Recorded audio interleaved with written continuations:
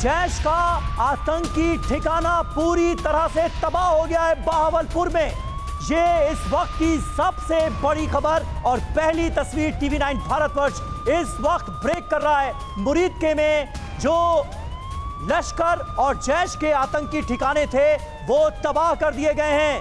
ये मुरीदके की तस्वीर सामने आई है जहां पर जैश के एक आतंकी ठिकाने को पूरी तरह से तबाह कर दिया गया है। वो तस्वीर आपके सामने, ये वो इलाका, वो ठिकाना जहां पर जैश के आतंकियों को ट्रेनिंग दी जाती थी, वो पूरी तरह से तबाह कर दिया गया है। थोड़ी देर पहले हमने आपको बताया था कि भारत की तरफ से जो स्ट्राइक की गई है उसमें 50 से ज्यादा आतंकी बेमौत मारे गए हैं, पहुंचा दिए गए हैं जहन्नुम। और अब तस्वीरें हम आपको दिखा रहे हैं आतंकी ठिकाना, वो आतंकी ठिकाना जो पूरी तरह से तबाह हो चुका है। भारत की स्ट्राइक के बाद पाकिस्तान में मुरीदके का आतंकी ठिकाना कैसे हुआ तबाह, ये देखिए। और ये देखिए दो तस्वीरें हम आपको दिखाएंगे। देखिए ये दो तस्वीरें लश्कर के ठिकाने और जैश के ठिकाने कैसे तबाह हुए हैं इस हमले में साफ पता चल रहा है। और ये दुनिया के सामने एक प्रमाण पत्र की तरह, एक सबूत की तरह है कि किस तरीके से पाकिस्तान बहुत ही ऑर्गेनाइज तरीके से आतंकियों को पालता पोसता, ट्रेनिंग देता है, उनके ठिकाने बनाता है, उनकी सुरक्षा की जिम्मेदारी लेता है। अब देखिए ये दो तस्वीरें जैश और लश्कर के हेडक्वार्टर की तस्वीरें जिसको तबाह और बर्बाद कर दिया गया इस हमले में। तो बड़ी खबर, ये बड़ी तस्वीर है अपने आप में, और ये तस्वीरें अपने आप में बड़ा सबूत है, प्रमाण है कि भारत ने बहुत ही प्रिसीजन अटैक किया है, टारगेटेड अटैक किया है, आतंकियों को निशाना बनाया, उन लोगों को जिन्होंने भारत में आम लोगों का, मासूम लोगों का खून बहाया था। जिस तरीके से ये हमले हुए उसके बाद एक एक करके तस्वीरें, और अभी तो और तस्वीरें आने बाकी हैं तिवारी सर, अभी तो बहुत सारी तस्वीरें आएंगी, ये तो पहली तस्वीर। देखिए ये तस्वीरें अभी आएंगी, पाकिस्तान भी जो तस्वीरें रिलीज करेगा वो भी कैलकुलेटेड, फिल्टर्ड और डॉक्टर्ड होगी, बिकॉज वो दिखाना नहीं चाहेगा कि हम इतने कमज़ोर थे और हम उनको टारगेट नहीं कर पा रहे थे।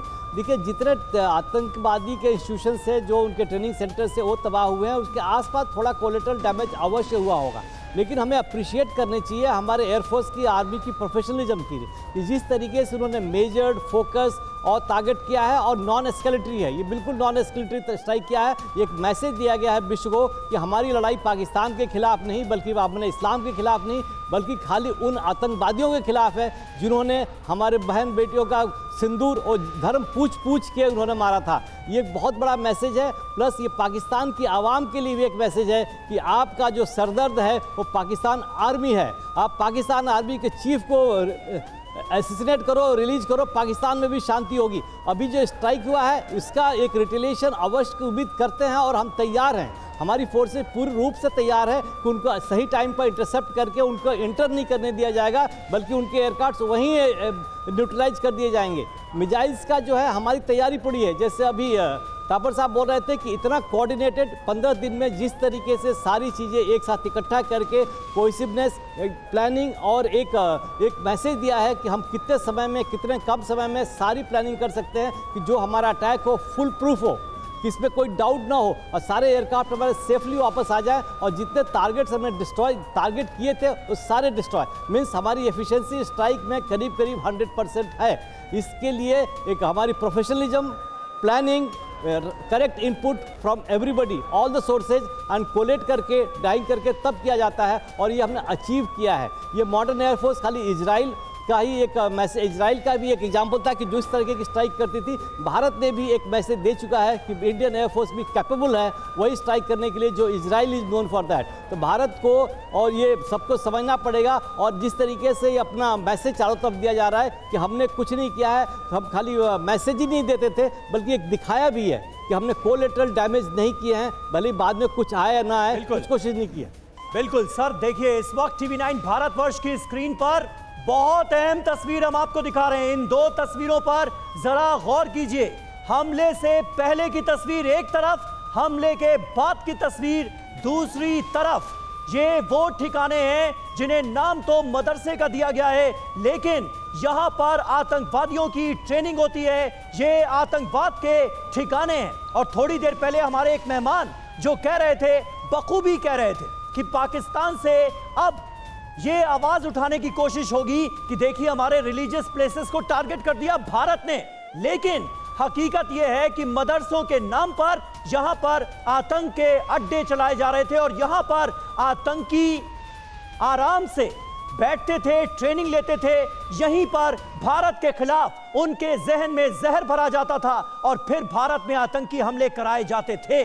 उन ठिकानों को पूरी तरह से बर्बाद कर दिया है भारत की वीर सेना ने अपनी स्ट्राइक में, जिसे ऑपरेशन सिंदूर का नाम दिया गया। दो तस्वीरें आपके सामने हैं, हमले के पहले की तस्वीर एक तरफ, हमले के बाद की तस्वीर दूसरी तरफ। त्रिपाठी साहब, क्या कहेंगे इस बड़ी कामयाबी पर हमारे देश की सेना की? देखिए, बहुत बड़ी कामयाबी है, इसमें कोई शक नहीं है। और ये भी शक नहीं था कि भारतीय सेना कर पाएगी या नहीं, कंफर्म था। लेकिन जो मुख्य चीज ये है, कितने मारे गए इसका कोई सबूत नहीं दे रहे हैं। भारतीय सेना सबूत चाहती भी नहीं है। भारतीय सेना अपना काम करती है और वे सामने है। आप देखिए, जितने भी हैं ये बिल्कुल टारगेटेड हैं, पिन पॉइंट हैं। और इसमें इन्होंने छद्म नाम से इन मस्जिदों में रखा हुआ था। जैसे यहाँ पर एक इनकी जमाते तैयबा वो ट्रेनिंग दे रही थी, और उसी तरह ये सारे ऑफशूट थे जेईएम के ही, जैसे मोहम्मद के ही थे सारे के सारे। और इनके ऊपर जब आक्रमण हुआ है, अब सिर्फ हमें यही जानना बाकी है कि मासूद अजहर, जिसको इन्होंने इतना छुपा के रखा था, वो इसमें मारा गया है नहीं। अगर नहीं मारा गया तो मारा जाएगा, आज नहीं तो कल। लेकिन हमें शायद एक खबर जल्दी मिल जाएगी कि उसे मारा गया है। दूसरी चीज, जहां तक भारतीय सेना की पराक्रम का सवाल है, भारतीय सेना पूरी सक्षम है अंदर और बाहर दोनों तरफ जाकर के वहां पर पाकिस्तान में सारे जितने भी आतंकी संगठनों के ट्रेनिंग एरियाज हैं, उनका जो है, मैं कहूँगा सत्यानाश करने के लिए, उनको जो है तबाह करने के लिए, और इनके जो ट्रेनर्स हैं उनको जो है टारगेट करने के लिए। और मुझे लग रहा है खबर ये भी मिलेगी